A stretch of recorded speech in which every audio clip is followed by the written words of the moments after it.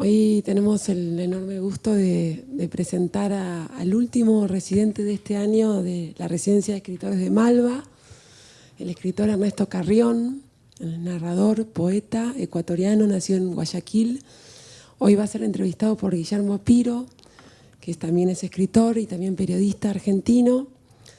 Queremos agradecer a un montón de instituciones y personas que están colaborando y que hacen posible y nos apoyan en este programa de la REM, que ya es su 7º año que hacemos. Este año recibimos a 5 autores que estuvieron 5 semanas viviendo en Buenos Aires.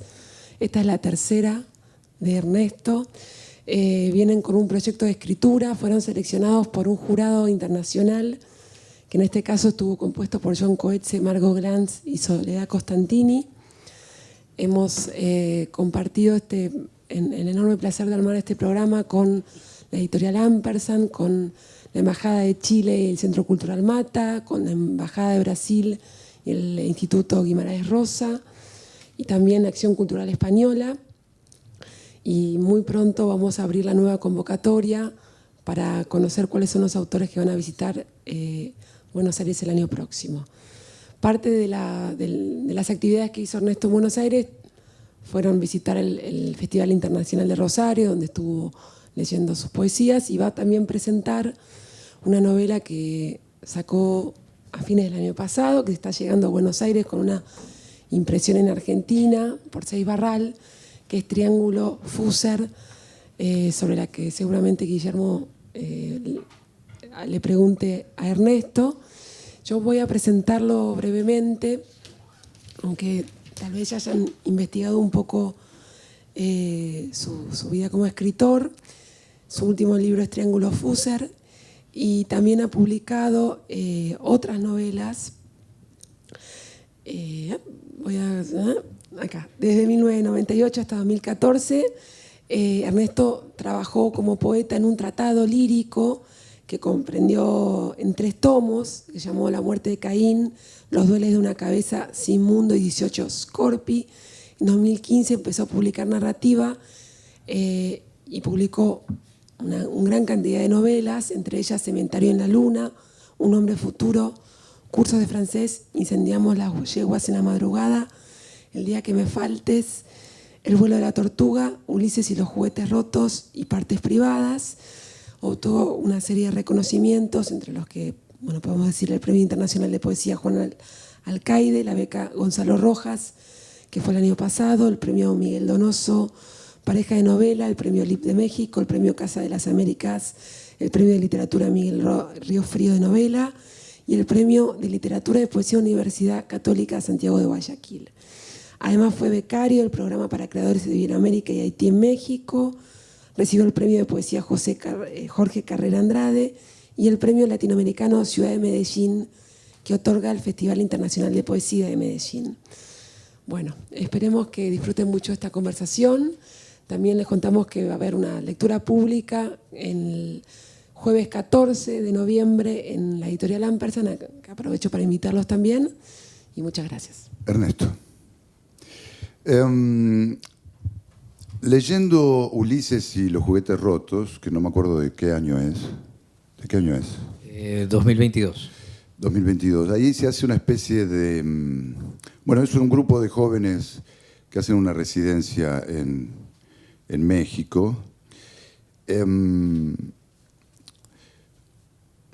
Me había impactado el hecho de que no es que es algo que ya no sabía, sino que me recordó la lectura de ese libro, que me recordó la enorme diferencia entre los escritores latinoamericanos y los escritores europeos. La enorme cantidad de falencias y de necesidades y las enormes fatigas que tienen los escritores latinoamericanos. Ya quizás después insistamos en ese libro. Pero lo que quería decir es que, en general, una de las particularidades de ser un escritor latinoamericano es escribir un libro cada 5 años, o si uno es particularmente prolífico, un libro cada 2 o un libro por año. Pero yo acá tengo 3 libros y los 3 salieron este año y el año todavía no terminó. Hablo de Asia en el pelo. Es un libro de poesía donde tiene una especie de presencia particular china, el Oriente. Un hombre futuro, que es... esto es una reedición, porque veo que es versión extendida. Es una versión extendida, tiene un capítulo nuevo. Ok. Podría decirse que es una autoficción o quizá un libro lisa y llanamente de memorias, porque hablas de tu padre. Y luego el libro más reciente, digo, que aquí acaba de salir hace días, pero también el que más dio que hablar y el que seguramente dé que hablar, por las razones que ya conversaremos sobre eso, que es Triángulo Fusser. Digo, tu producción usual es esto, es así, es el nivel en que escribís 3, 4 libros por año. Antes de contestarte, quiero agradecerle al Malva, a Ampersand, a las personas que están acá presentes, a la editorial Planeta. Muchas gracias por sacar el libro acá. Y bueno, un poco el tema es ese, ¿no? El tema es que yo trabajo de 2 a 3 libros al año. Ese es mi ritmo de trabajo. Digamos que si el tiempo es una cuestión, pues es una percepción distinta en cada persona. Cuando entro en una escritura también ocurre lo mismo, ¿no? Te pasa a ti que conoces a alguien y piensas que la has conocido toda tu vida. Te pasa a ti que se muere alguien y sientes que tu vida se ha escapado con esa persona. Entrar en una novela, en una ficción, en un cuento, entrar en un libro, me sucede que puedo terminarlo en 2 meses. No significa esto de que lo que yo hago esté bien. Sin embargo, si dejo el libro, lo pierdo. Entonces, durante ese tiempo, yo estoy dentro de esa novela, dentro de esa historia, y va a aparecer así. Los libros que están acá, realmente, Un Hombre Futuro, le hice una nueva... Un Hombre Futuro es una novela que sale a partir del asesinato de mi padre en el 2014. Mi padre lo asesina en el 2014 en Guayaquil, y este año en diciembre se cumple una década de su muerte. Entonces, a partir de que sabía que pasaba esto, la década, y además que recibí un correo, un mensaje de un amigo de él, de un compañero de él, con un video de los últimos días de mi padre, estuve todo el tiempo, los primeros meses de este año, tratando de no mirar el video, por decirlo así. Y eso me generó una tensión que posteriormente me sirvió para crear un nuevo capítulo. Un capítulo donde yo finalmente pude recoger lo que pasó a nivel judicial, que en el momento no lo recogí. En el momento que asesinan a mi padre, yo lo que estoy haciendo es tratar de escribir una novela sobre mi vida con él, sobre mi padre, pues evidentemente fue un padre ausente. Yo crecí en un hogar, y lo he dicho muchas veces, un matriarcado con mi madre, mi abuela, mis tías, etcétera. Pero mi padre reaparece cuando yo tengo 18 años. Y ese tiempo de amistad con mi padre, hasta un poco antes de su muerte, es lo que se produce en Un Hombre Futuro, lo que se convierte en esta novela. Pero nunca pude contar en ese momento qué pasó, ¿no? O sea, el juicio, todos estos espacios donde no existió justicia, ¿no? Y ¿En qué circunstancia mataron a tu papá?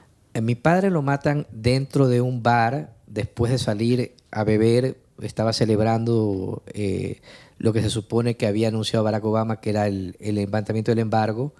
Mi padre era pues un abogado fiscal comunista. De hecho, creo que en la historia del Ecuador sería su desempeño más importante sería el haber liberado a los guerrilleros de Alfaro Vive Carajo dentro de un gobierno de derecha. En un gobierno de derecha, mi papá es juez de este caso, y con otro juez organizan para poder liberar a los guerrilleros. Él es de las personas que va a pensar, porque yo conocí a estos guerrilleros, de que estos guerrilleros que sufrieron torturas y violaciones, muchas de las guerrilleras, tienen que también tener justicia, que nunca la tuvieron. En Ecuador hasta el día de hoy nunca se ha llevado a juicio a los militares, por si acaso. Entonces, todo este tipo de cuestiones están allí, y me parece que el libro Un Hombre Futuro es... No terminaste de contar cómo mataron a ya, perdón, sí. Ya, dentro de un bar, mi padre lo escopolaminan y lo tienen escondido por 3 días. Ya. Luego de 3 días llaman por teléfono, alguien llama por teléfono, así que hay un cadáver en un congelador dentro de este bar, en la zona rosa de Guayaquil. Cuando llega la policía en un operativo especial, encuentran el cuerpo de mi padre y encuentran maletas, sierras y una disposición de cosas que hacen suponer que lo que iban a hacer era evidentemente desaparecer el cuerpo. Las personas que fueron apresadas en ese momento, entre ellos clientes que también estaban en el bar, porque era un domingo de clásico del Astillero, que es cuando juegan Barcelona y Emelec, que son los equipos más populares de Guayaquil, todos van presos en ese momento. Y sin embargo, hay una sola mujer, que es una mujer que acompaña a mi padre, que es una mujer evidentemente casi, según lo del parte policial que yo leí, casi indigente, que es la única que está presa en este momento, que es una mujer que no pudo haberlo escolaminado, que es una mujer que no tenía dinero, que no pudo pagarse un abogado. Las demás personas, el dueño de la discoteca, todas las personas que manipularon el cuerpo, que lo movieron de un lado para otro, que lo escondieron y que decidieron desaparecerlo, cosas sobre las que no se podía juzgar porque no se puede juzgar sobre un supuesto, una suposición, así sí. es. Todas esas personas están completamente libres porque pues la justicia en Ecuador se la paga, ¿no? ¿Ya? Entonces, así es como sucede. Este libro de acá, este año en diciembre se cumplen 10 años. Perdón, y lo que te entregaron, el video que te entregaron es el video de ese bar. No, el video, 3 días antes de te eso. cuento entonces un poco, ¿no? Cuando muere mi padre, me dice este amigo de mi padre que mi padre conversa sobre la muerte, que había un video que lo graban él hablando de la muerte. La idea de que alguien que se va a morir sabe que se va a morir siempre me ha parecido muy extraña y siempre me ha parecido incluso un poco mágica. Si es posible que uno pueda anticiparse, que uno pueda tener esa anticipación, no lo sé. Ese video, eso me lo dijo hace tiempo. Cuando me manda este video me dijo, mira, aquí está el video de la última fiesta en que grabamos a tu padre. Evidentemente, yo estoy todo el tiempo pensando, ahí está mi padre diciendo las últimas palabras, donde le están preguntando y él está hablando de la muerte. El video lo abrí finalmente, pero no te puedo decir lo que hay en el video porque si no estaría contando el final de la novela. Sí, exacto, estaría contando el final de la novela, pero es un final redondo. Finalmente es muy curioso cómo después de una década, casi una década, pude cerrar una novela y sobre todo recuperar el mismo tono de la novela, que la empecé a escribir en el 2015, se publicó, esta novela tuvo algunas ediciones, la publicó la campaña Eugenio Espejo en Quito, tuvo un tiraje de 30.000 ejemplares, de ahí se publicó por Amargor Ediciones en Madrid, de ahí se publicó junto con un poemario que se llama Revoluciones Cubanas en Marte, que también es a mi padre, como Rebelión Artificial en Guatemala por Catafixia, de ahí se volvió a publicar por Cadáver Exquisito en Guayaquil y ahora sale esta edición. Y esta edición es la que tiene el capítulo final, que lo hice justamente por la década de su asesinato. Entonces, esa es la historia. Lo más extraño es cómo conseguiste retomar el mismo tono de la novela inicial, teniendo en cuenta que una de las características que tenés, y que a mí me parece muy interesante, es el hecho de que, por lo que pude observar, tus libros parecen escritos todos por personas diferentes. E incluso dentro de un mismo libro hay voces absolutamente diferentes, muy distinguibles. ¿Qué hiciste? ¿Lo volviste a leer para reapropiarte del tono? Realmente no, lo seguí escribiendo. A ver, hay una cuestión aquí que tiene que ver con los límites, ¿no? Ficción, autoficción, no ficción. Y alguna vez ya he hablado de esto. Para mí, esos límites están borrados. ¿A qué me refiero? Que mientras la gente discute si la autoficción está mal, si la ficción es mejor, porque la ficción potencia la imaginación, para mí todo se termina mezclando un poco, ¿me entiendes? O sea, lo que he vivido y lo que no he vivido es lo mejor que he vivido. Quiero decir, eso es un verso mío realmente, pero es así. Entonces, lo que yo he soñado, las pesadillas que he tenido, también las he vivido. ¿Ya? Y con eso quiero decir, todas estas novelas que he escrito hacen uso de la memoria.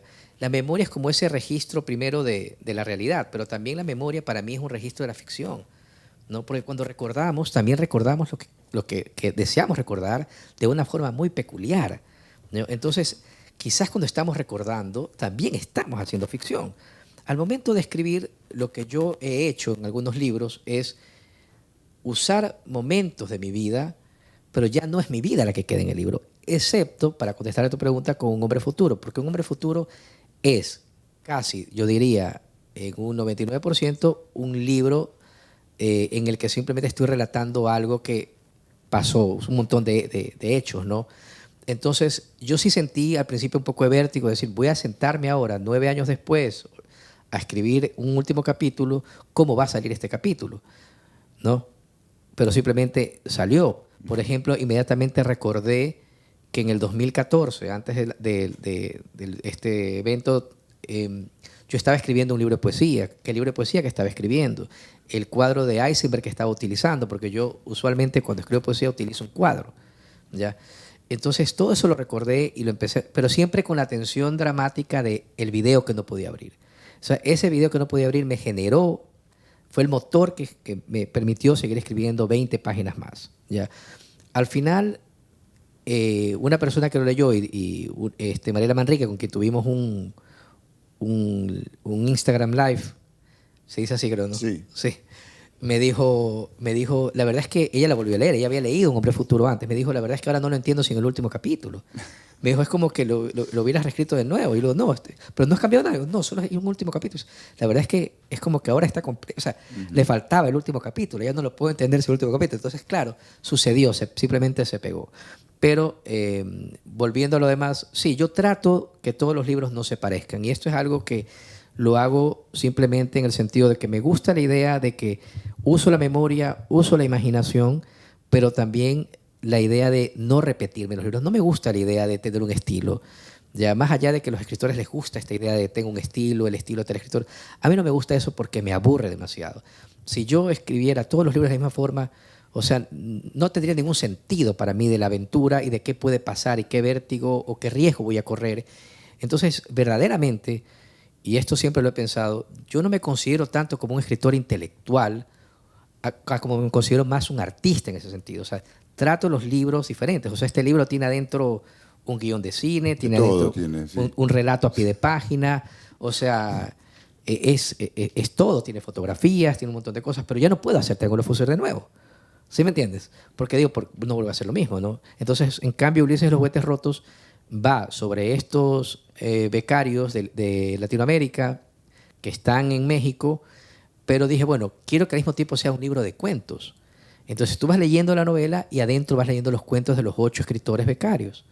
Entonces, por supuesto, los cuentos me los inventé todos, pero verdaderamente sí hay una base real. Ulises es Ulises Juárez, un escritor nicaragüense con quien compartimos el departamento en Veracruz, que murió de una forma muy extraña a los 30 años, 32 años o 33, en la ducha, ¿no? Y que fue un amigo muy querido. Entonces es Ulises los juguetes rotos porque todos los 40 becarios éramos un poco un desastre, ¿no? Como todos los artistas. Entonces estamos todos en México becados por 4 meses, todos empiezan a tener sus momentos disparatados, sus neurosis, sus depresiones, pero Ulises está siempre aplicado, queriendo trabajar y hacer el libro que tiene que hacer de cuentos. Entonces por eso se llama Ulises y los juguetes rotos, porque todos los demás estamos rotos, en el sentido de lo que tú dijiste al principio. Qué difícil que es ser artista en América Latina, ¿no? Siempre teniendo que aplicar a becas, aplicar a concursos, dar clases, dar talleres, hacer teniendo varios trabajos. Así es. Y de hecho, el tiempo de escritura es el tiempo que le quitas a tu familia. Porque cuando estás escribiendo, no estás con tus hijos, ¿no? Entonces, es así. Tenemos que hacer 5 o 6 cosas simplemente para poder seguir escribiendo porque creemos en esto. Yo estoy ansioso por hablar de Triángulo Fuser.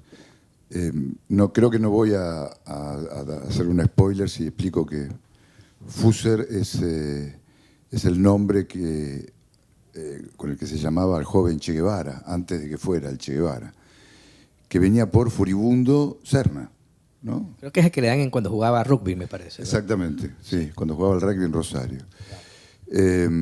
Y creo que le aplicaban el nombre por su modo de jugar. Y creo que dentro de, ya no, porque el rugby ha cambiado mucho, pero hubo un momento en que la posición que había tenido el Che se la llamaba Fuser, en honor a él, esa posición. Pero eso pasó de moda ya. Hubo un tiempo en que fue así. Triángulo Fuser consiste en 3 libros en donde, y de esto quiero hablar, en realidad estoy ansioso por hablar, es una ficción, pero la base real de esta ficción es una larga investigación que Ernesto hizo en torno a los sucesos de la visita del Che Guevara a Guayaquil, sobre todo, antes de que pasara todo lo que pasó con la Revolución Cubana, de donde lo que resulta, luego de esta investigación que creo que le tomó 10 años, es que los círculos con los que se conectaba siempre el Che, antes de ser el Che, eran círculos LGTB, círculos gays. Con lo cual, la salida de esta novela, primero quiero saber eso, antes de hablar directamente del libro, ¿qué efecto provocó a su salida, sobre todo en los círculos más progresistas, digo, más cercanos a la memoria del Che Guevara, que supongo que deben haberse sentido particularmente indignados con esta suposición de un Che Guevara gay, que a mí particularmente me lo vuelve más simpático incluso, ¿no? Pero supongo que debe haber gente que se debe haber indignado, no tengo idea. Y después hablar un poco de tu investigación. Pero primero quiero saber qué efecto tuvo, porque el libro acaba de salir y tengo la impresión de que va a provocar un efecto similar acá. Sí, es extraño, ¿no? No sé si es un puritanismo, pero es extraña la forma en que la gente de izquierda en Ecuador asumió el libro como una ofensa, ¿no? Es extraño que en la presentación en Quito se levantó un señor a decirme que si yo no estaba queriendo dañar el nombre del Che porque mi padre me había abandonado de niño. Entonces, como mi padre era comunista, yo estaba haciendo esto contra la figura. ¿Y por qué te llamabas Ernesto? Y porque me llamo Ernesto, claro, o sea, porque claro, va por esa línea. Y yo dije que no, o sea, para mí el tema va por el lado de descubrir un personaje, la etapa de la vida de un personaje que antes no se había revisado. O sea, ese que ya no viene desde la construcción simbólica de la revolución y llega hasta Argentina, sino ese de allí que sale de Argentina a 25 años, se queda 2 meses en Guayaquil, ¿no? Y esos 2 meses han sido totalmente suprimidos. Los cineastas no lo quieren tocar, los biógrafos, John Lee Anderson, etcétera, han investigado, ponen fragmentos y cosas, pero nadie sabe verdaderamente ni la cantidad de días. La biografía de John Lee Anderson tampoco se hace ningún... Allí aparece, él habla con Andrew Herrero, él tiene más información, pero tampoco sabe, por ejemplo, quién lo logra embarcar en un barco hacia Panamá, tampoco sabe quiénes son los guayaquileños. Entonces, era todo muy novelesco, ¿no? Pero sobre todo, como tal, antes de tocar así a profundidad el tema, tiene que ver con entender a un Ernesto de 25 años que primero es... ¿Por qué sigue siendo este mito? ¿No? Porque él es el aventurero y es el sacrificado. O sea, reúne las dos cualidades. O sea, es como lo hablamos antes, el último aventurero, pero también es un sacrificio, ¿no? Es un sacrificio de la revolución. Son, o sea, elementos ideales para el mito. Sí, además, entonces él reúne estas dos cualidades, ¿no? Entonces no hay forma de que lo que tú vayas a escribir sobre él no vaya a seguir aportando al mito, siempre va a seguir creciendo el mito. Entonces, lo que yo encontraba era, por primera vez, la figura de un joven que quería ser poeta, que se vincula con poetas, que no tenía ningún tipo de... que no hacía gala de machismos ni de esa homofobia, que sí va a haber un montón de episodios en los que Guevara va a protagonizar estos homofobias, pero cuando ya es el comandante, que lo que mi novela propone o dice, ¿no? Es que todos estos episodios ocurren evidentemente porque ya hay una, no sé si una obligación, una orden rusa, claro. Una orden evidentemente. Acuérdate que Gorky, que los soviéticos y tenían toda esta cuestión encima de que evidentemente el hombre nuevo no podía ser gay, ¿no, verdad?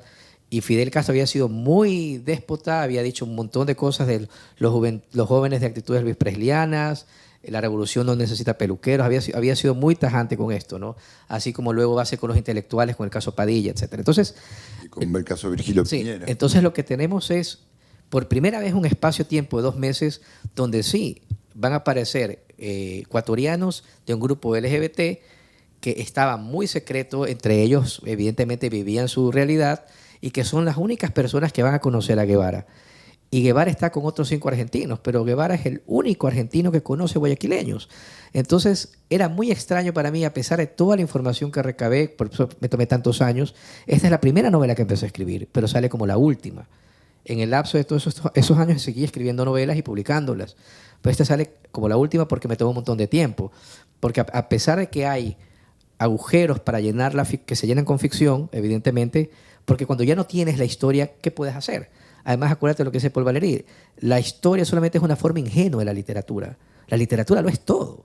O sea, la literatura nos puede dar verdaderamente, a acercarnos a darnos un retrato de lo que realmente pasó. O por último el what if, o una ucronía, no lo sé. Porque tampoco creo que sea una ucronía. En todo caso, vemos a un joven de 25 años vinculado con grupos LGBT, que sale una foto que está evidentemente cortada, que el periodista que la publica es del mismo grupo, la publica ya en el 2004, y cuenta un relato alrededor de cómo se hizo la foto. Él no recuerda, él dice que el fotógrafo que la tomó no recuerda haber hecho la foto. Él mismo se contradice en su libro, dice que solo él sabía de esa foto. Entonces hay un montón de cosas. Hay 4 cartas entre él. Una foto que está en el libro, muy, sí, hay una sensual. Sí, es una foto que está cortada también, porque la foto yo la hice revisar por un fotógrafo, y una foto que en el 53, una foto de ese formato, creo que incluso ahora es imposible. Pero hay cartas, hay un relato incluso de Pedro Jorge Vera que se llama Las cartas del Che. Pedro Jorge Vera es un escritor ecuatoriano que en el año 92 o 93 publica el libro La muerte siempre gana. En ese libro él publica un cuento que se llama Las cartas del Che. Y en ese cuento él acusa a Maldonado Renela, uno de los amigos del Che, que este nombre aparece en el diario del Che por si acaso, de enamorarse del Che y de robarse las cartas que él, cuando ya es comandante, manda para Guayaquil, para los amigos de Guayaquil. La realidad es que Jorge Maldonado Renela nunca contó su relación con Guevara. Él fue procurador del Estado de Febres Cordero, se hizo un hombre de extrema derecha, lo que me daba a pensar que quizás por eso no podía pegarse a su pasado de izquierda. Pero realmente Jorge Maldonado Renela nunca va a contar mayormente esto. Van a ser otros los que van a ir contando poco a poco qué pasó. Pero claro, también hay un periodista argentino que creo que terminó en México, que se llama José Stellinger, que él pasa por los 90 por Guayaquil y entrevista a Ana Moreno, de este grupo que se lleva con el Che en Guayaquil. Y Ana Moreno, en cambio, le dice que nunca le escribió cartas al Che. O sea, a ella le dedica el cuento Pedro Jorge Vera. Se lo dedica a ella diciéndole, te dedico este cuento porque sé que te robaron las 4 cartas. Pero cuando el periodista argentino le pregunta a ella no cuenta las cartas, pero sí le cuenta que le llegan unas camisetas de moda que le mandan de Estados Unidos unos tíos, y que el Che le pide una camiseta y ella le dice no, porque son de mujer. Y el Che le dice no importa, se lavan y se secan al instante. Y se prueba las camisetas. Que eran de nylon. Claro. Entonces, es muy interesante porque me parece que Ana Moreno, que era una mujer inteligentísima... Nylon en ese momento era una invención absolutamente mágica porque... Claro, por menos te encerraban en Cuba. Pero aparte, ella le está diciendo al periodista argentino, te dejo eso, ¿no? Pero el periodista argentino creo que no lo casa, lo ve como solamente como un gesto no sé, de un aventurero, no lo ve como lo que ella le está diciendo, ¿no? Lo cierto es que el Che andaba con una camisa de mujer.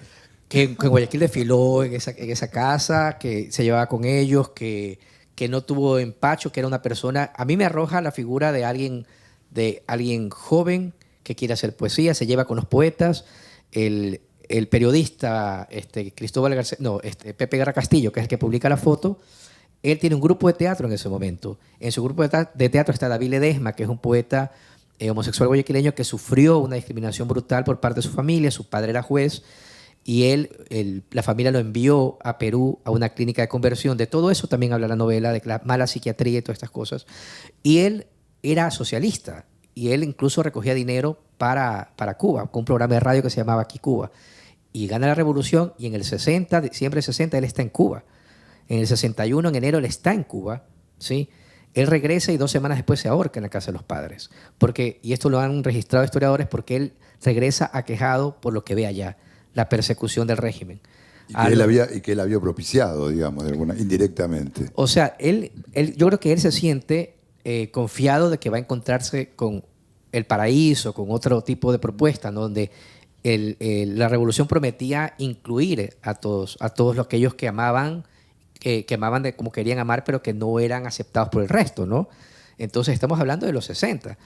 y lo que va a encontrarse es con una persecución, ¿no? En el 61, que muere David Ledesma, sucede la noche de las 3 P's en Cuba, ¿no? Que creo que es uno de los episodios siniestros también, que todo el mundo lo conoce, que es cuando se hace una persecución a lo que se llama pájaros, prostitutas y pájaros, prostitutas, yo no me acuerdo. Peluqueros. No me acuerdo el otro. Pero bueno, son las 3 P's. Entonces, bueno, entonces el tema va por allí. Y lo que encontré fue precisamente a ese joven que no tenía empacho en hacer estas cosas, que se bañaba, que se desnudaba delante de los amigos, que podía nadar en el río, etcétera, ¿no? Pero que luego también por cosas del azar va a terminar en México, ¿no? Porque hay una cosa aquí muy importante. Cuando Guevara está pasando por Guayaquil, él no está pasando por Guayaquil porque tiene que ir hacia México o tiene que irse hacia Guatemala o tiene que ir hacia Cuba.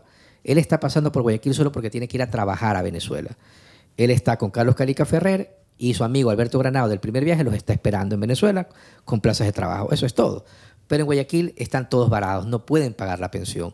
Ahí tienen una deuda acumulada todos los argentinos, están tratando de vender su ropa, no saben qué hacer y empiezan a hacerse como grupos, o sea, como cada quien buscar y ver. Me gusta eso de que no pueden vender la ropa porque es ropa de invierno. Porque es ropa de frío, no la pueden vender, nadie se la quiere comprar. Entonces, en todas estas situaciones vemos que el primero que empieza a andar con intelectuales es Guevara, ¿no? Ahí aparece un comentario que le dice a Carlos Ferrer, los poetas aquí son una industria, ¿no? Como que le dice ese comentario. Y luego hay 2 argentinos que son los primeros que se van, que va a ser Ricardo Rojo y Oscar Valdovinos.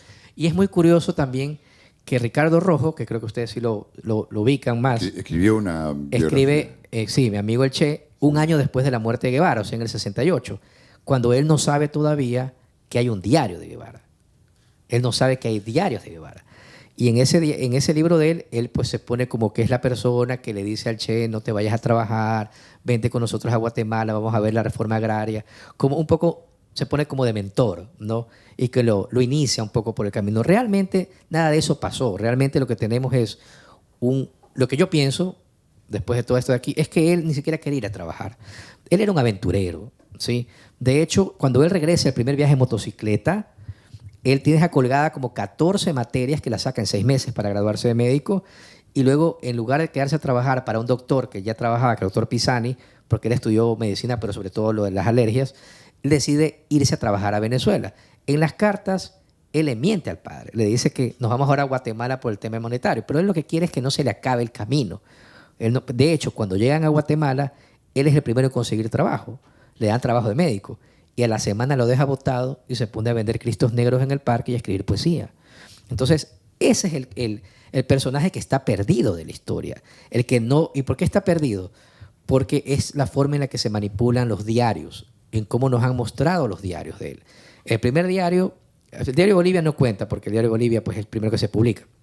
Pero, es el póstumo, además. Sí, es póstumo. Pero Notas de viaje o Diarios de motocicleta, la película que todo el mundo vio, ese diario aparece en el 92, o sea, 25 años después de su muerte. Es un libro que se toma muchísimo tiempo en salir. Y cuando sale el libro, arroja la figura de alguien que tiene una ideología política clarísima, ¿no? O sea, es lineal el personaje de allí. El chico de la motocicleta es lineal con el que se convierte en el comandante, ¿sí? Pero ¿qué pasa? Que en el año 2000 la familia publica el segundo diario de viaje, que se llama Otra Vez, que es donde pasa por Guayaquil. Y ahí están estos episodios de Guayaquil, que los fragmentos de Guayaquil a mí realmente me parecen cortados.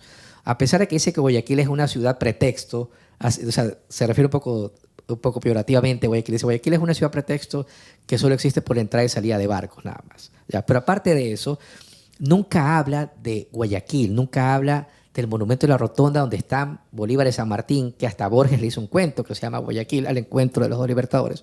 Nunca habla del río, nunca habla del barrio Las Peñas, que es un barrio antiguo, pues, colonial, con cañones, o sea que tú ves el barrio y no hay forma que no hables de ese barrio. Se salta totalmente las descripciones de los personajes que están con él y solo menciona unos cuantos nombres, ¿no? Y los párrafos no están conectados, ¿sí? Luego, antes en Perú sí hay conexión en los párrafos. Luego, después en Panamá y Guatemala también. Es solo la parte de Guayaquil. Sin embargo, ahí salen estos nombres, ¿no? Jorge Maldonado ¿Qué Renela. crees que otra vez fue censurado, digamos? Vos decís que sacaron párrafos. Esa es tu teoría. A ver, mi teoría es, o la que propone también la novela es esto. El padre del Che publica en los 80 mi libro, el libro de su hijo. Creo que se llama mi hijo el Che. Sí. Ya, aquí está. Sí. Ok. Pero él lo hace después de que entra a la biblioteca del hijo. El padre está viviendo en Cuba. Él ya está muerto el Che, por supuesto. Y encuentra los cuadernos de viaje con hojas escritas a máquina. Y él dice en su libro, mi hijo se hallaba reescribiendo fragmentos de sus viajes para ponerlos en periódicos. Y reproduce la crónica de los expertos. Esta crónica está en Notas de Viaje, tal cual. ¿Sí? Pero ¿qué pasa? Que el papá reproduce otros párrafos del diario, no de las hojas a máquina, del diario. Y esos párrafos que él reproduce aparecen en Notas de Viaje, pero cambiados. Hay como 2 o 3 que están cambiados. O sea, están dotados de ideología, ya en Notas de Viaje. El que el papá reproduce es el del cuaderno del hijo. Ya ahí, por ejemplo, el Che se robó unas botellas de vino, ¿no, verdad? No quiere trabajar, o sea, están con Alberto Granado en el camino. O sea, y es muy peculiar para mí ver verdaderamente a ese joven. O sea, a ese joven que está, no tiene un propósito claro, no sabe si quiere ser escritor, se puede emborrachar, se le pierde la cámara. O sea, está por el camino. No, hasta ahí no hay ideología, ¿sí?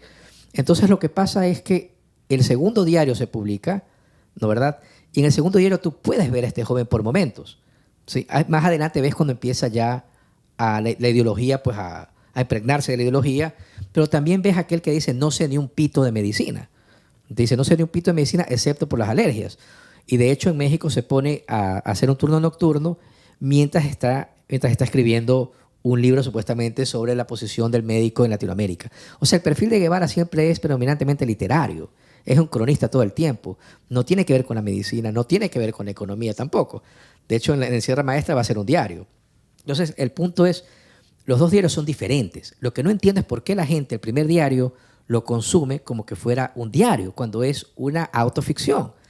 Ya, entonces, lo que dice Notas de Viaje en el prólogo es, la hija dice, mi padre reescribió este libro cuando volvió del viaje. Ella piensa que Guevara, de 23 años, regresa del viaje en moto y reescribe el diario a los 23 años. ¿Ya? De allí, Cintio Vitier hace otro prólogo en el mismo libro donde dice que le parece curioso que la prosa de Notas de Viaje sea similar a la de Pasajes de la Guerra Revolucionaria publicada en el 63. Hay 10 años, 11 años de diferencia entre uno y el otro.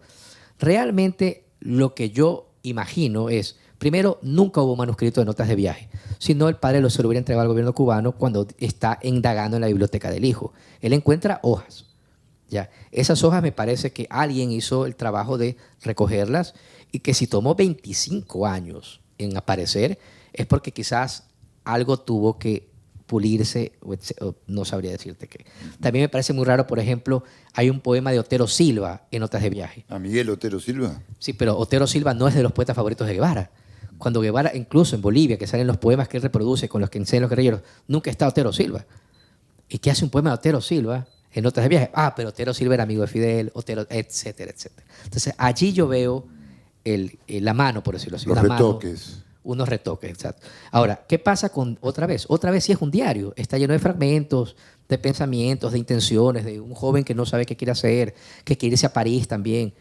Ese diario nadie lo lee.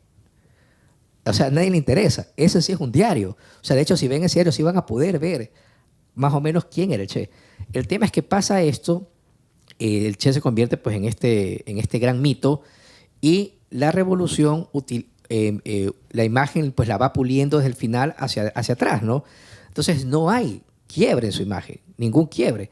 A mí me parece que él va a caer dentro de esta revolución y yo sospecho que evidentemente él va a tener que dejar de lado la poesía, va a dejar que incluso me parece a mí que su sexualidad va a tener que esconderla, no va a poder ser quien él es verdaderamente, va a tener que hacer un montón de sacrificios por los ideales en el momento, lo que a él le parece que tiene que hacer. Entonces, parece un monólogo, pero bueno, entonces, todos esos episodios en los que Guevara demuestra homofobia, me refiero el episodio en la embajada de Argelia, cuando él encuentra un libro de Virgilio Piñera y lo tira contra la biblioteca y dice, ¿quién lee aquí a este etcétera. En ese momento, él lo está haciendo para demostrar, ¿no? Para probarse que no es gay o bisexual, ¿no? También hay otro episodio. Ustedes tuvieron aquí una guerrilla en el norte de Salta que se llama Operación Sombra, Ejército Guerrillero del Pueblo, me parece, que fue Jorge Ricardo Massetti, me parece que fue el comandante segundo, a órdenes de Guevara. En el 63 también pasó esto, aquí en Argentina.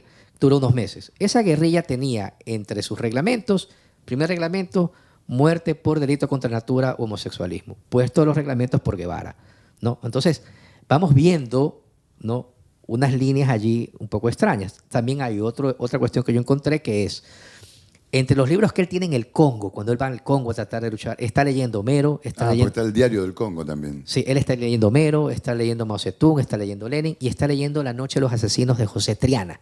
La Noche de los Asesinos de José Triana, que es una obra de teatro, es una obra de teatro por la que José Triana sufrió persecución en Cuba, ¿ya?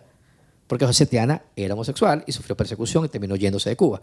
Ahora, mi pregunta es, y esto de aquí te digo, esto lo saqué del diario El País, las lecturas de Guevara de la mochila en el Congo. ¿Qué hacía Guevara leyendo Marx, Lenin, Mao Zedong y La Noche de los Asesinos de José Triana? Si no está buscando los argumentos dentro del libro, ¿no, verdad? Porque en esa época se buscaban los argumentos para entregarlos por escrito, qué es lo que hace peligroso este libro, por decirlo así, ¿no? Entonces, ahí yo empecé a ver todos estos momentos que me parecen a mí como momentos que él está, me parece a mí, exagerando en una reacción, y yo lo veo así, que él está de alguna forma también haciéndolo, y lo empato con algo. En el 59, cuando gana la revolución, Cristóbal Garcés Larrea, poeta, profesor homosexual de grupos LGBT que conoció Guevara, él estaba en la pensión donde dormían los argentinos. Él murió hace unos años y en un diario dijo, la última entrevista, que Guevara entraba a su habitación a escuchar los discos de Atahualpa Yupanqui. Ya lo dejó en prensa, dicho, ¿no? Él lo visita a Guevara en el 59 en Cuba. Él nunca va a contar qué pasó. Lo único que sí contó es que Guevara sí lo recibió. ¿Ya?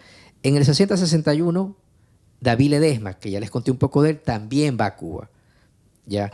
Y lo que propone la novela es, claro, David Ledesma también busca visitarlo a Guevara y seguramente algo tiene que haber activado esas visitas en ese momento cuando la revolución está precisamente poniendo lineamientos, pensando qué es lo que es el hombre nuevo, qué no puede ser el hombre nuevo, etcétera, ¿no? Por ahí va. Hay algo que me inquieta particularmente de la figura del Che y que alimenta también esta novela por la fotografía esa a la que te referiste y que se puede ver en el libro, esa que está reencuadrada. El hecho de que yo creo que no existe en el mundo persona más fotogénica que él. O sea, es increíble, si uno revisa la iconografía del Che Guevara, es un misterio, o sea, siempre sale bien. Y de hecho la famosa foto de Korda, que es el emblema más conocido. No está posando.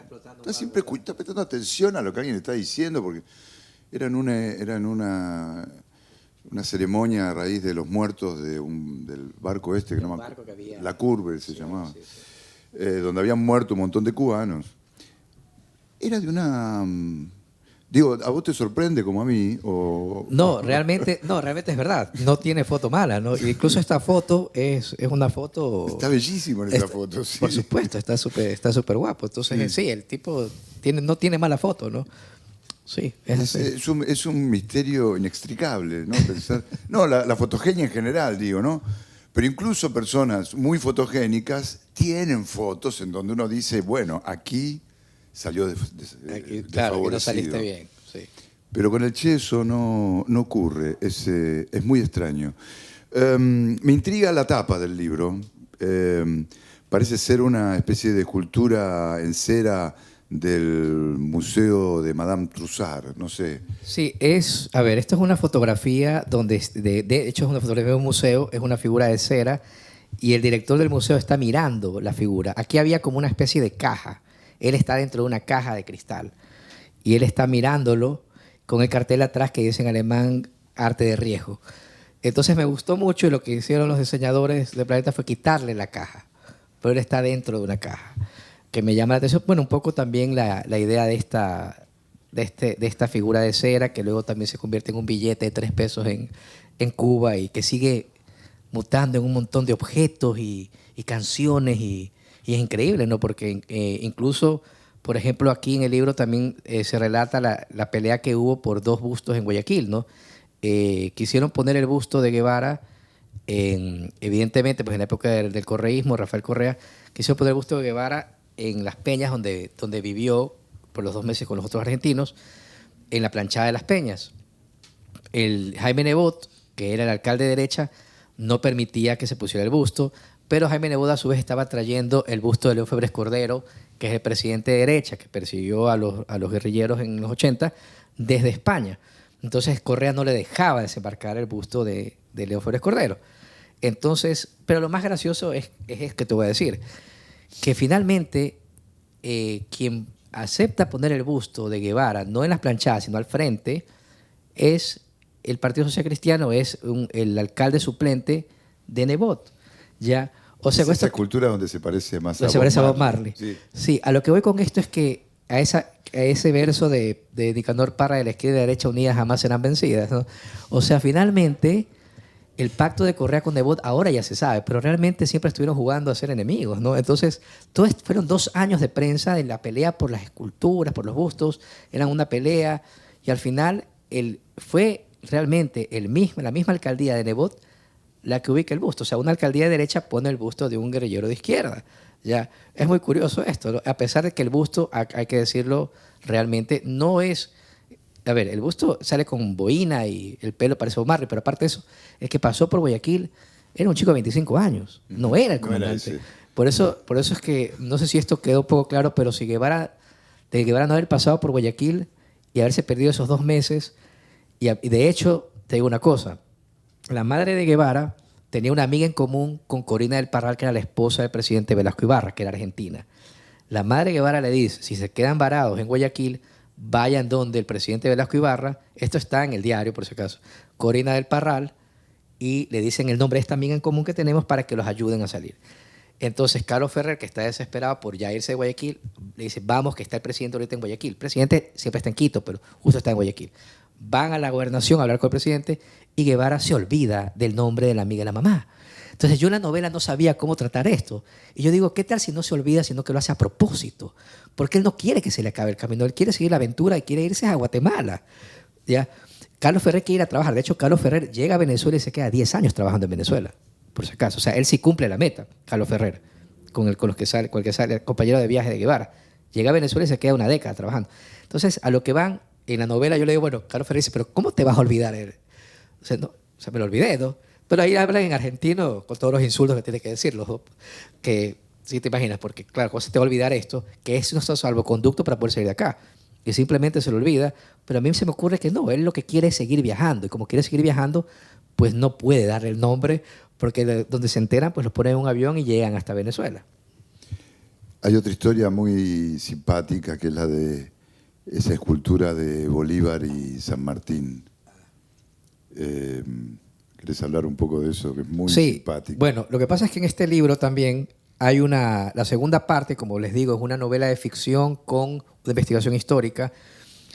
La primera parte arroja también la idea de que en el 53 que pasa Guevara, pasa el escritor viene William Burroughs por Guayaquil. Están en el mismo momento. Pero Burroughs viene, evidentemente, está escapando de México. Hay una orden contra él por asesinar a su esposa y él está buscando ayahuasca, ¿no? Ya. Entonces, en la novela, esto lo puedo leer porque está acá. Bueno. En la novela Queer, dice él esto. Está en Guayaquil, ¿no? Y él cuando escribe, él es Lee, se pone el alter ego de Lee. Lee caminó hasta un pequeño parque.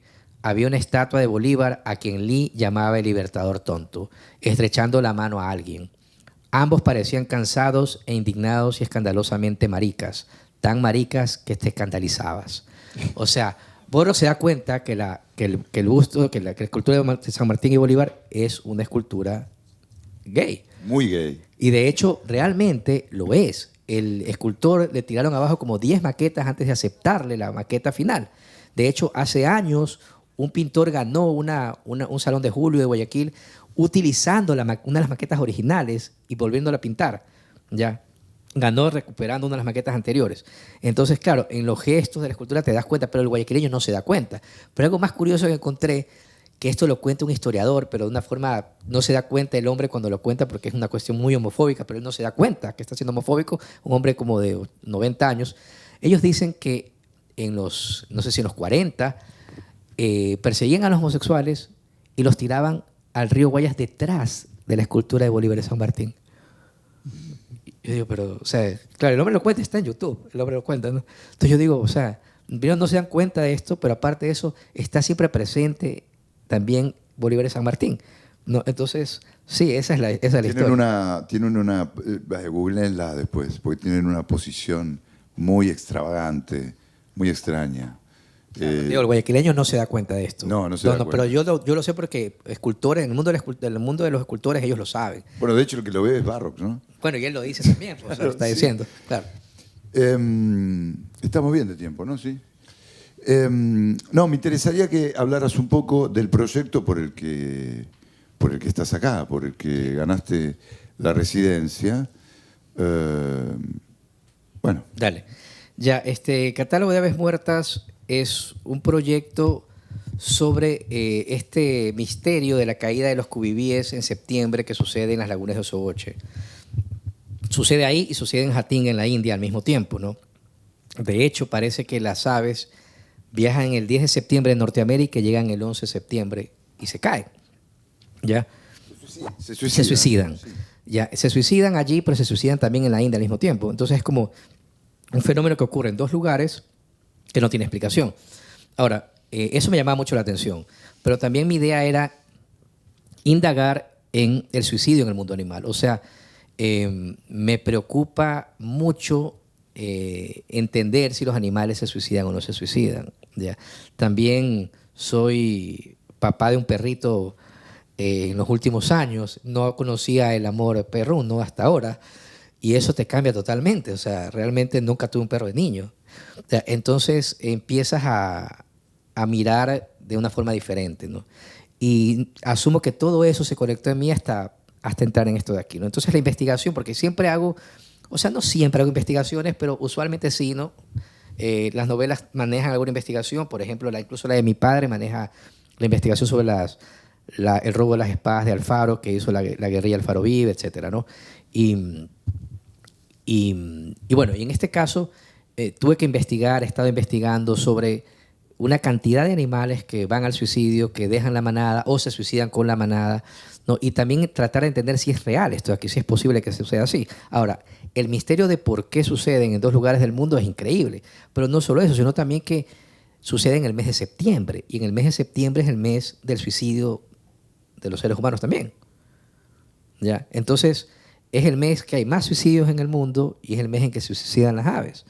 Entonces, todo eso encierra una cuestión muy oscura.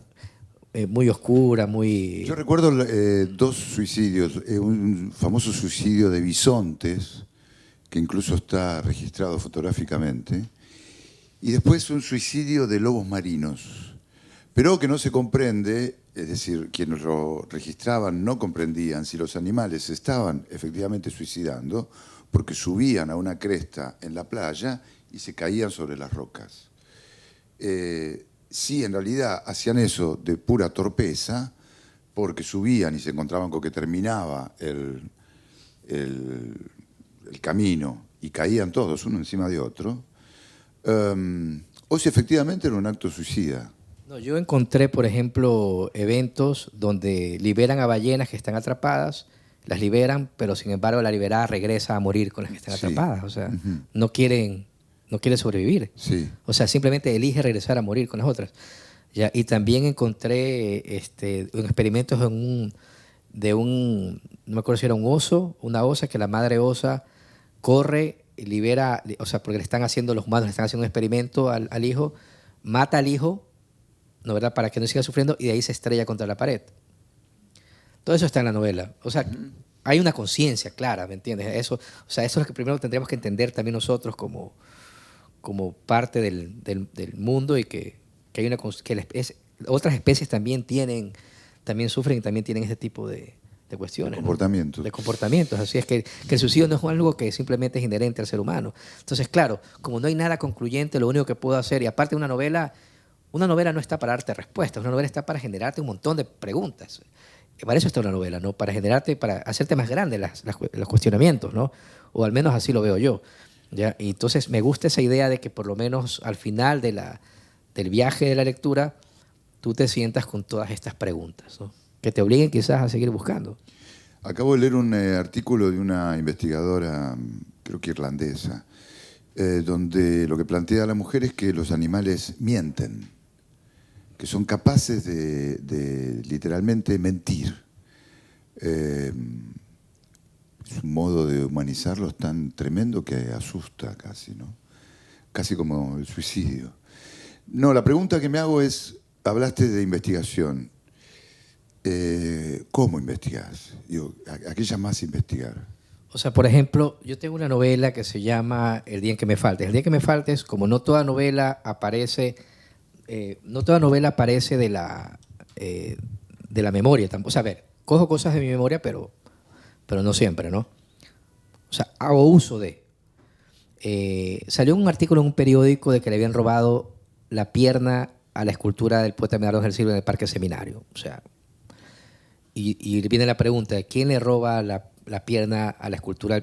El poeta Medardo del Silva es el poeta niño de Ecuador, el poeta con el que empieza el modernismo en la poesía, que se suicida a los 21 años, y con él viene una larga estela de poetas suicidas en Ecuador, ya por si acaso.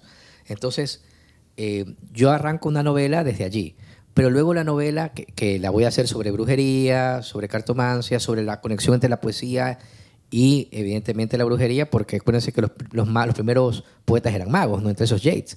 Ellos lideraban órdenes de magia, por si acaso. Entonces hay un poder en la palabra. Pero aparte de eso, voy a empezar a investigar la muerte de Medardo del Silva. Entonces eso me llevó a buscar bibliografía en bibliotecas, etcétera. Y voy a darme con la realidad que a mucha gente le molesta, porque termina molestando las cosas a veces, de que Medardo del Silva no se suicidó, sino que lo matan.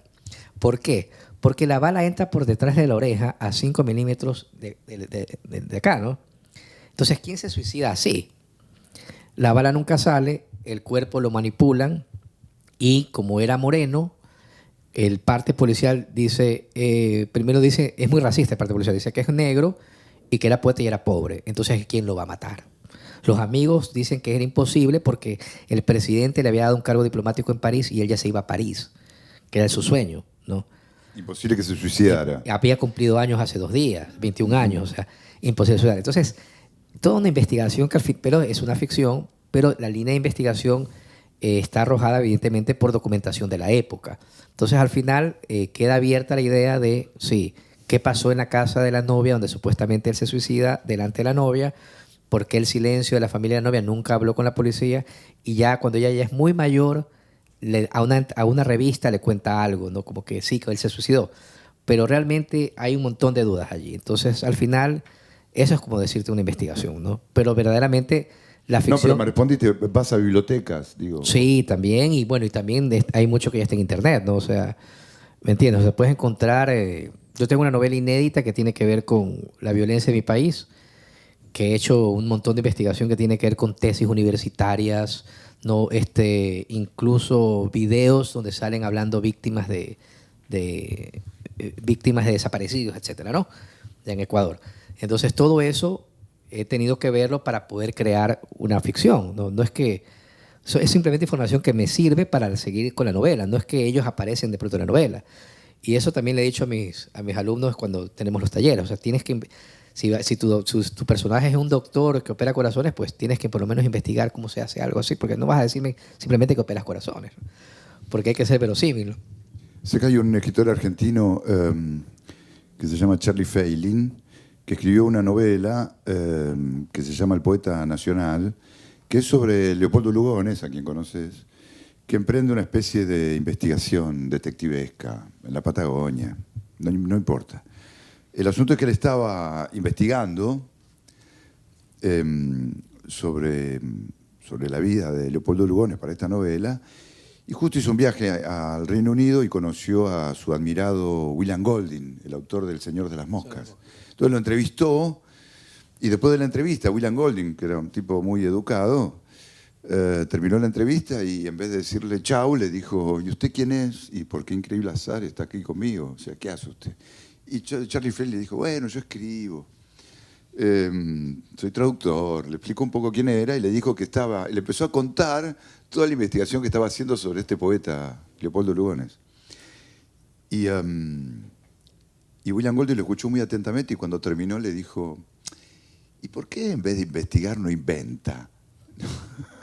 ¿Nunca estás tentado a hacer algo así? O sea, a ver, hay, ¿cómo te digo? Libros como Ulises y los juguetes rotos, todos los cuentos son inventados. Hay un cuento incluso de viajes en el tiempo que sucede en Praga, ¿no? Pero igualmente para hacer un cuento de viajes en el tiempo en Praga tienes que saber cosas, ¿no? Por ejemplo, ese cuento tiene que ver con la forma en la que se modifica el ADN, cuestiones que se están haciendo, experimentos que se están haciendo ahora, ¿no? Entonces todo eso me tocó investigar, ver programas simplemente para que apareciera en un párrafo dentro de la ficción, porque me siento muy responsable realmente de todo lo que escribo, ¿ya? Entonces tengo que mirar la ciudad también para escribir sobre ella, ¿no? ¿Viste lo que decía Pitol? No puedo escribir sobre una sala en la que no he estado. Ya, o sea, yo tengo que estar en esa sala, si no puedo estar tengo que mirarla y luego puedo escribir. O sea, no conozco Dublín, pero si mi cuento va a pasar en Dublín, tendré que ponerme a ver un montón de fotografías y videos sobre Dublín y luego lo puedo ambientar. Ya, pero sí necesito hacer eso. Estuve leyendo La Carnada también. ¿De cuándo es La Carnada? La Carnada salió en 2020, en plena pandemia. Bueno, ahí hay un personaje muy joven que sufre una enfermedad tremenda. No, contanos un poco, digo, vos, de La Carnada. La Carnada, sí. Ya, La Carnada, no sé si se encuentra La Carnada acá, no sé si está. No está. No. La Carnada es una novela que va sobre los crímenes de la clase alta guayaquileña que quedan en silencio, ¿no? En este caso una violación, ¿ya? Y el protagonista, que ya de por sí es un protagonista pues, que lo vas a odiar de entrada, pues, es un protagonista de clase alta que se entera que tiene cáncer, ¿no? Entonces él se entera que tiene cáncer y vive en Boston y decide regresar a Guayaquil para pedirle perdón a una chica a la que violó en la playa, en un viaje a la playa con unos amigos, pero la chica no recuerda la violación. Entonces él tiene que hacerla recordar la violación para él liberarse de culpa. Entonces toda la novela es la novela de un dilema. El dilema es, este miserable, para poder irse en paz, tiene que hacer víctima nuevamente a quien ya lo fue. Yo solamente con el dilema hice la novela, en este caso. Como te digo, en este caso solo tenía el dilema. Dije, este es el dilema, y ahí empecé a desarrollar la novela. La novela tiene una segunda historia adentro, que es la historia de Frau Trofea, que no sé si la han escuchado, que es sobre la epidemia del baile. Ya que ocurrió, mira, ya no me acuerdo la novela, no me acuerdo si es 1500, ya, pero evidentemente en un pueblo se ponen a bailar y todo el mundo empieza a caer muerto porque no puede dejar de bailar. Ya. Ahora, estos chicos que están en la playa reconstruyendo lo que está pasando, hacen una fogata y uno de ellos propone, hagámosle un final a la historia de Frau Trofea. Entonces, mientras vamos viendo lo que ocurre, lo que ha pasado, pues la línea, digamos, principal de la novela, vamos viendo las historias o los pedazos inventados por los chicos alrededor de ese evento, que también es un evento machista dentro de la historia. O sea, Frau Trofea lo que propone la novela es que se está liberando bailando, liberando del esposo, liberando un montón de cosas en la época, que su única manera de liberarse es ponerse a bailar así. Y eso se genera una forma de epidemia y todas las demás personas empiezan a bailar. Entonces sí es una novela que ocurre también en Salinas, que no había podido hacer una novela ambientada en Salinas, que es un balneario de Ecuador, y también tiene que ver con una imagen que yo tenía de niño cuando fui a Salinas, que había un barco hundido allí. Era un barco que estaba varado, hundido al frente de los condominios, y ese barco estaba ahí botado. Ya. Y luego ese barco terminó desapareciendo, ¿no? Pero terminó canibalizado por el agua y todo lo demás. Entonces el barco tiene una imagen, es un protagonista también, digamos, dentro de la novela, porque es el que habla con este chico, con la conciencia del chico habla siempre con el barco, ¿no? Y al final el barco se lo termina tragando al chico. A pesar de que el chico sabemos que va a morir, igualmente no puede tener perdón, está buceando, se mete al barco y el barco se lo traga, se lo lleva, se lo arrastra, ¿no? Entonces sí, por ahí va. Haciendo una especie de mea culpa, me di cuenta de que conozco muy poco, yo al menos, de literatura ecuatoriana. Y dado que has escrito tantos libros y he ganado tantos premios, y que entonces inevitablemente estás dentro de la historia de la literatura ecuatoriana, me gustaría que me explicaras dónde estás dentro de esa historia.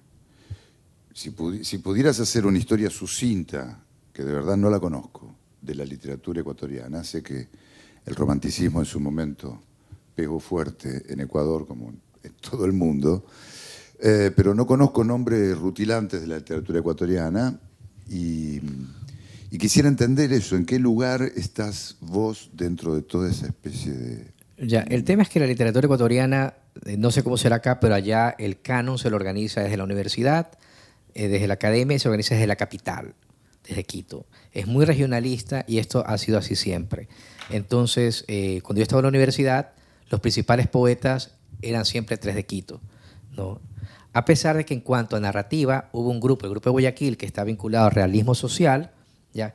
Que vienen a ser autores que están entre los 40 y 50 escribiendo y produciendo, que van a ser autores muy importantes para la literatura nacional. Sin embargo, ya aparece Pablo Palacio, que viene a ser como un corte. Pablo Palacio es una especie de Kafka ecuatoriano, ¿no? Él está escribiendo cosas muy raras que la gente... ¿Se llama Pablo Palacio? Pablo Palacio. Pablo Palacio es...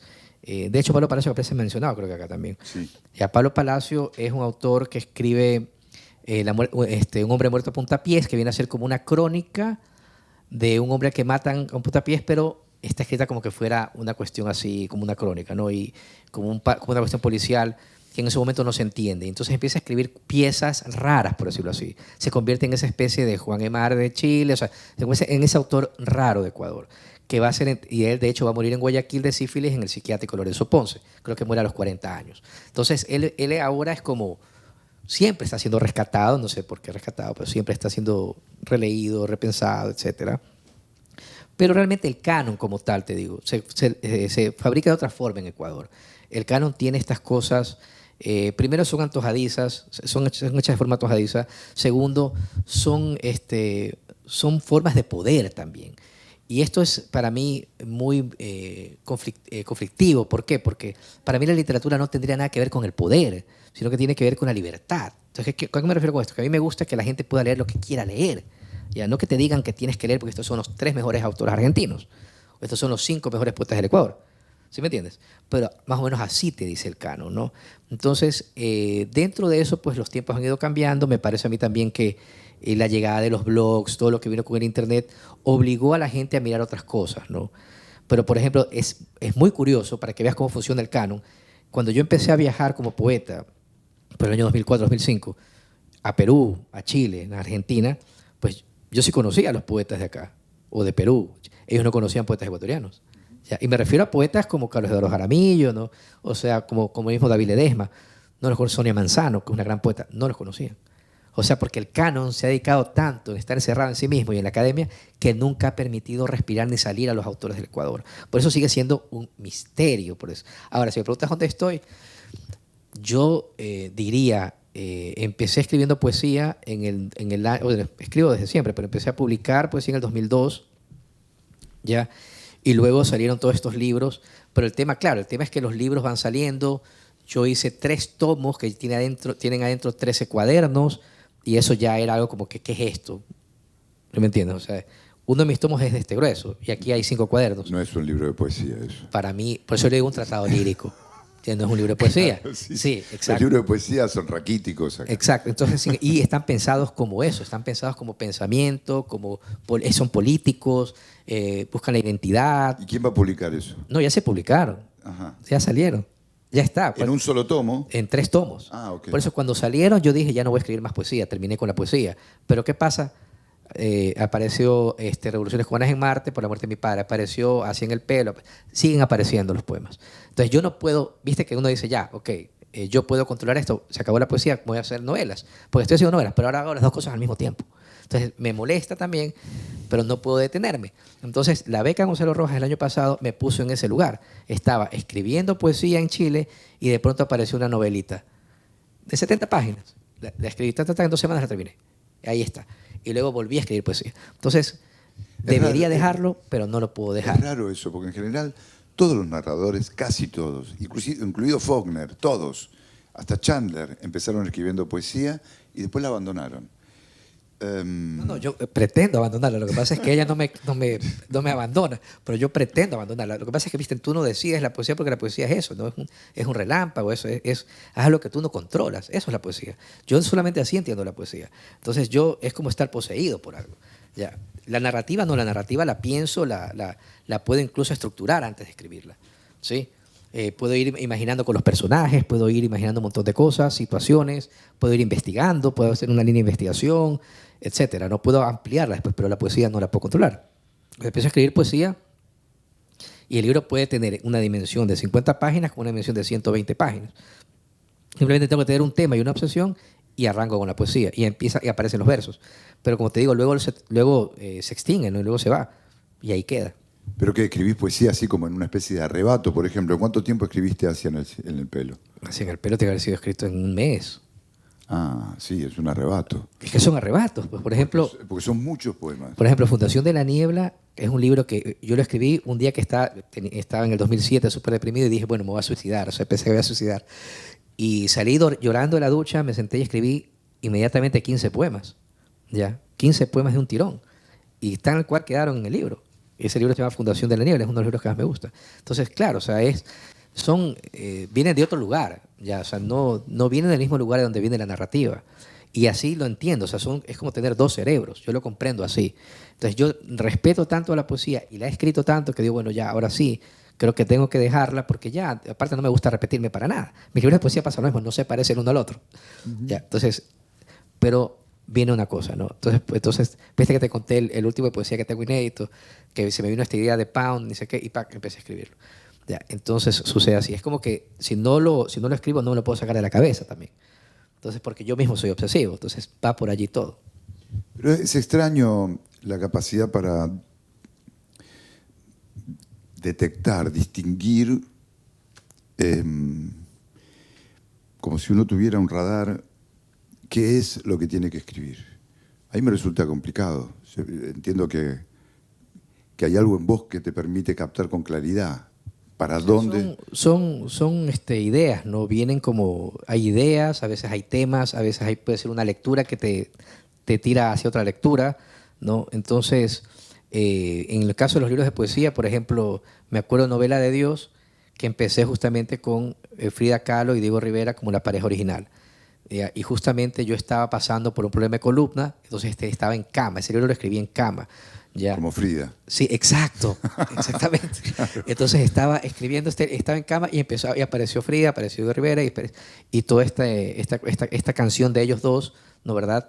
Como Adán y Eva, ¿no? Entonces vienen de diferentes lugares, ¿no? O sea, es algo que pretendo tampoco controlarlo, a pesar de que sí que uno le pone cierto freno, en ciertos momentos pone freno, y también uno depura cosas, y también uno elimina cosas, ¿no? Eso es innegable, pero también es cierto que si algo viene de un lugar que tú no lo puedes comprender, lo tienes que hacer.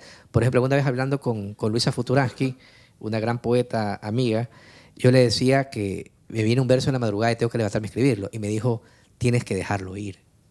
O sea, me dijo tienes que aprender a dejarlo ir. Pero no puedo. O sea, yo puedo estar muerto, si tengo que levantarme, cojo el teléfono y lo escribo y me vuelvo a dormir. O sea, es como una adicción. Lo de Futuransky me parece, sí, muy interesante.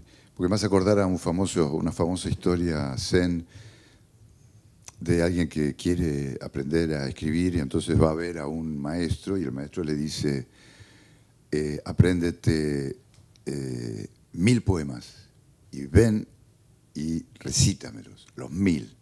Entonces el chico se toma su tiempo, aprende 1000 poemas de memoria, vuelve y se los recita. Y él le dice, ahora andate, necesito que los olvides. Y cuando los olvides, volvé. Es interesante, medio lo mismo. Sí. Hay un escritor argentino que conoces, César Aira, que detesta justamente la actitud común, la tuya, la mía, de cuando tenemos una ocurrencia, ir a anotarla. A él le parece un signo de mezquindad, y creo que algo de razón tiene. Porque sí, porque tuvimos una idea, no quiero que se me escape.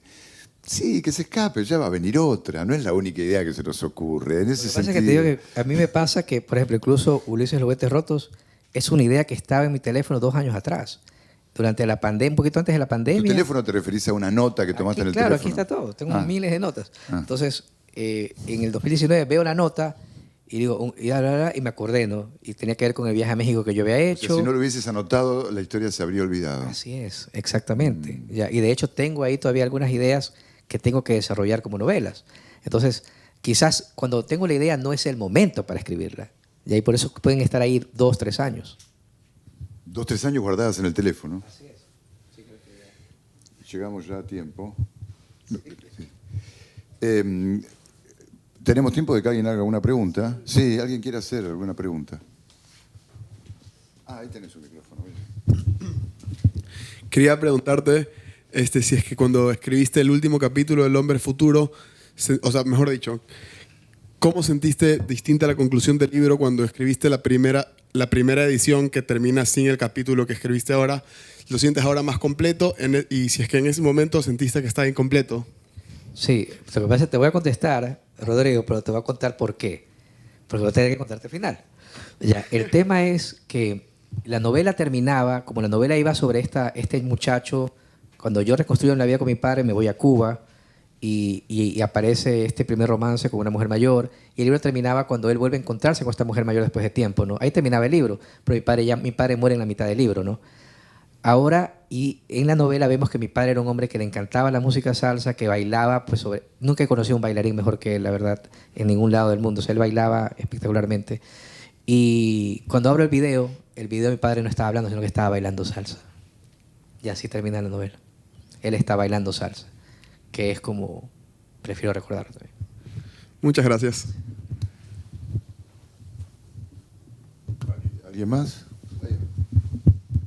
Sí, me pregunta, yo soy de Ecuador igual, y a mí lo que siempre me cuestionaba es por qué capaz no existe ese mismo recibimiento de la literatura y del arte en el Ecuador, diferenciado con acá con Argentina. ¿Y cuál crees que es el futuro de la literatura, del arte del Ecuador? ¿Cómo lo ves ahora y cómo lo verías hasta aquí a 10 años para la próxima generación? Yo creo que el problema que tenemos nosotros es que no tenemos políticas culturales reales. A mí me molesta cuando la gente piensa que el Estado no tiene que tener políticas culturales. El Estado tiene la obligación de tener políticas culturales, ¿ya? O sea, por ejemplo, hay autores como la misma Sonia Manzano, que la mencioné, el mismo Carlos Eduardo Jaramillo, que ya son personas que van para los 90 años, que han hecho una gran obra. Esa obra no se distribuye adentro del país ni afuera. Ellos ya hicieron su trabajo. El Ministerio de Cultura tiene que encargarse de estos autores. Entonces no construyes identidad hacia adentro y tampoco hacia afuera. Y me refiero a identidad literaria tampoco. Entonces nadie sabe en el país quiénes son sus escritores, quiénes son sus poetas, etcétera, ¿no? Es muy triste que sea así, ¿no? Entonces aún todavía se piensa en Ecuador que un músico tiene que ir a tocar la guitarra y no pagarle. Aún se piensa que un poeta tiene que ir a leer y no pagarle. O sea, como que estuviera, y siempre es así, ¿no? O sea, es como que fuera gratis el trabajo del poeta, fuera gratis el trabajo del narrador, o sea, no valoran este tipo de cosas, y eso lo que hace es que va mermando la cultura e incluso el ánimo también de los artistas, ¿no? Entonces mucha gente, y de eso habla también Ulises Los Juguetes Rotos, ¿no? O sea, el artista dice, pero ¿para qué voy a seguir haciendo esto?